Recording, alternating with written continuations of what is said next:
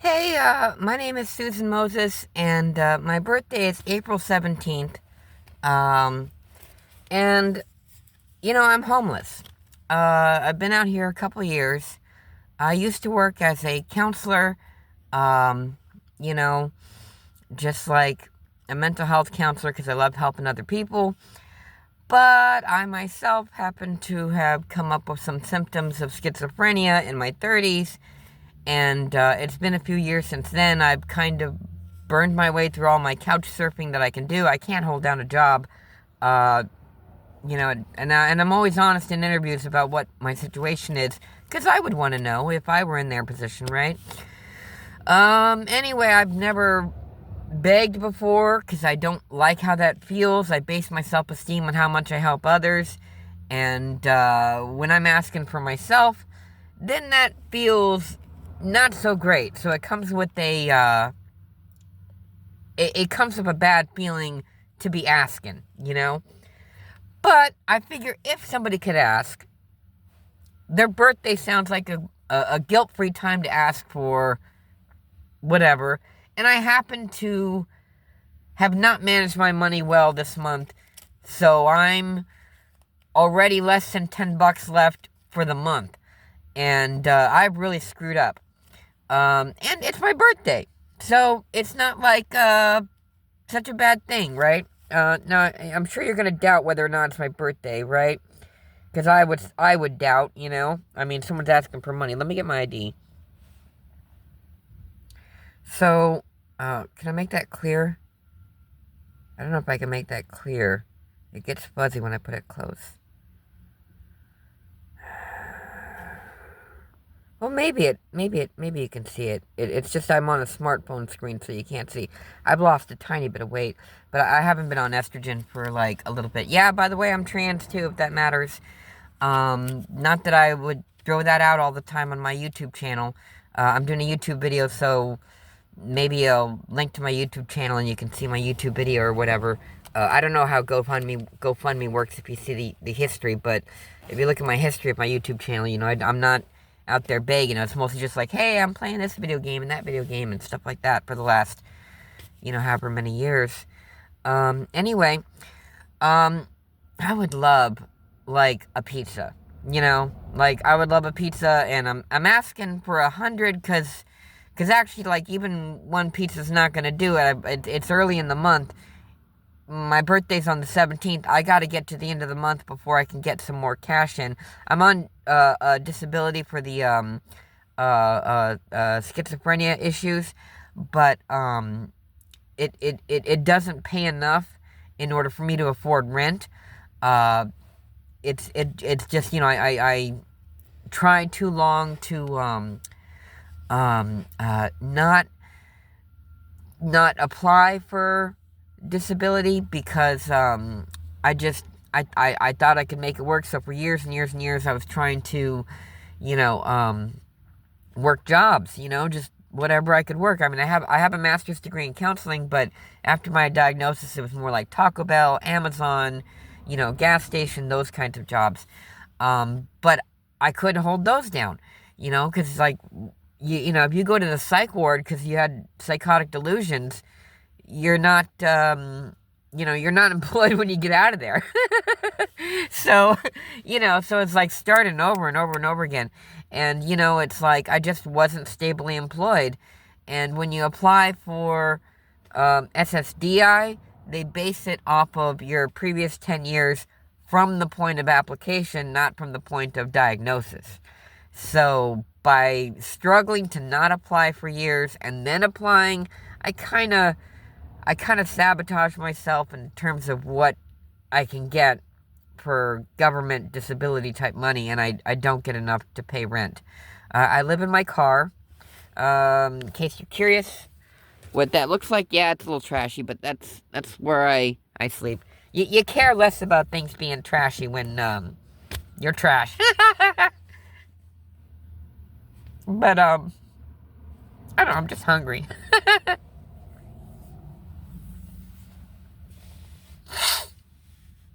And I apologize. Um, I do make meaning and purpose in my life. on the streets, because, like, I do base my self-esteem on, the degree to which I make the world a better place, right? And, I still have my skills that I learned from working as a, counselor. So, excuse me. So, I don't want to stop the video because I'm not done talking yet. Anyway, alright. So, one of the things I do, so you know how I make meaning and purpose in my life when I cannot give at this point anymore, I go up to other homeless people on the street, and, you know, I've still got my skills and training, you know, in my head from when I was a counselor. I'm just not stable enough to be anyone's counselor. You know what I mean? That's a job. But we can still talk about coping mechanisms. We can talk about, you know, increasing insight into behaviors. I can do reflections of content and feeling. We can validate those feelings. We can process those emotions, you know. And really common on among the homeless population is using a substance as a maladaptive coping mechanism, you know? So, you know, you got a bad feeling, you drown that feeling in alcohol. That one is so super common. And that's nice and easy to work on to help someone gain insight that, you know, beating yourself up about your drinking, that's doing you no favors, because what do? When you feel bad, you reach for the bottle.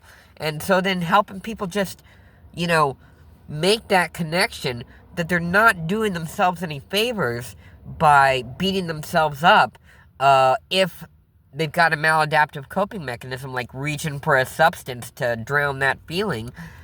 It's something that helps them really get over their addictions and stuff a lot of the time. And I mean, everybody's different, so, you know, you engage with the person. You don't just say, hey, here's the one thing you need to know. You know, you obviously, just like in counseling, you talk to the person and figure out what is their unique story and issue first, and help them gain insight, and, you know, we just work on stuff. I don't even tell them that I'm a counselor or that's what I'm doing. I'll just be like, oh, hey, you know, was it cold enough last night for you guys? Yeah, me too. Oh, you know, I'm on the street because of schizophrenia, you know. I just can't hold down a job. I live in my car, you know, that I pay my car payment with disability and stuff. And then once I advertise my diagnosis and that I'm also homeless, that just opens things up real quick. And so that if they'll feel this need to want to say their thing that they got going on, that their struggle, and then that gives me a window in which I can start, you know, having a therapeutically informed conversation, so they don't even know they're getting counseling. And they're an underserved population. They couldn't afford it anyway, unless it was coming on some sort of government dime, and the government doesn't like to invest in that kind of thing. You know, that's one of those things where, you know, funding is always going to be cut for someone that's getting something nice for free, right? So, anyway, yeah, so I've personally screwed up in terms of managing my money, and I don't got enough for food. I don't got enough for gas either, and I got to move my car every day to stay legal in terms of parking, you know. But and you know, and my phone bill comes up before the end of the month, so I'm gonna lose my phone too, you know. But that one I can handle, because I'll get another payment at the beginning of next month, or, you know, by next month I should say. It's actually on the 26th that they usually start processing that payment, but I just say the end of the month. It's simpler. Anyway, so yeah, it's my birthday coming up.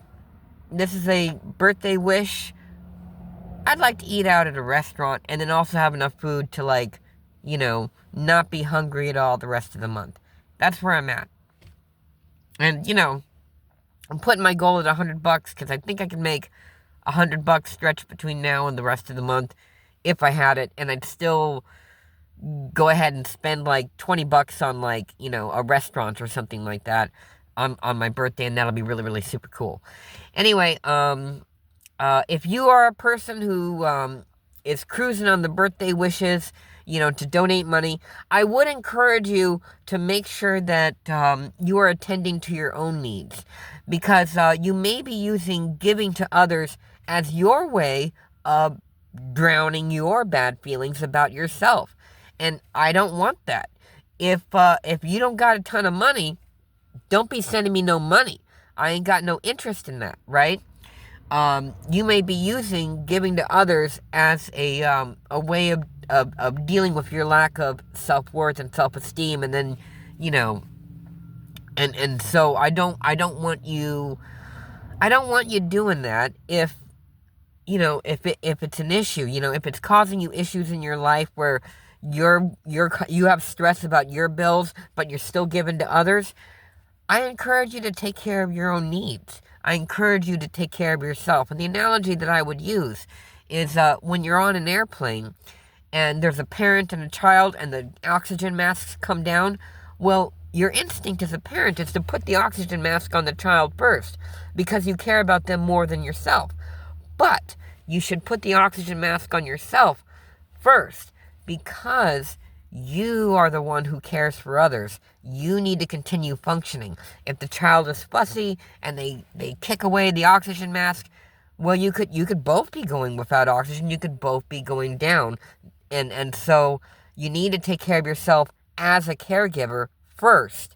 And then when you're in a good position, you can then be available to take care of other people. So I'm just putting myself in the position of someone that would be cruising on the birthday wishes, GoFundMe, and the reasoning for that. And I want you to take care of yourself.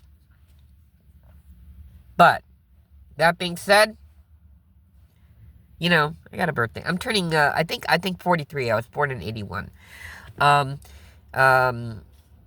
I wish the ID wasn't so fuzzy, but it's real. I know. I mean, I would doubt too, but I don't know. I've never begged before, and I've never flown a sign with cardboard saying, hey, whatever. It just, for selfish reasons, it doesn't feel great for me. But anyway, that's my story. This has already gone on like 12 minutes, which is longer than I wanted to do. But whoever you are, whether you can throw me a birthday pizza or not, may you be happy, may you be peaceful, and may you be free from worry.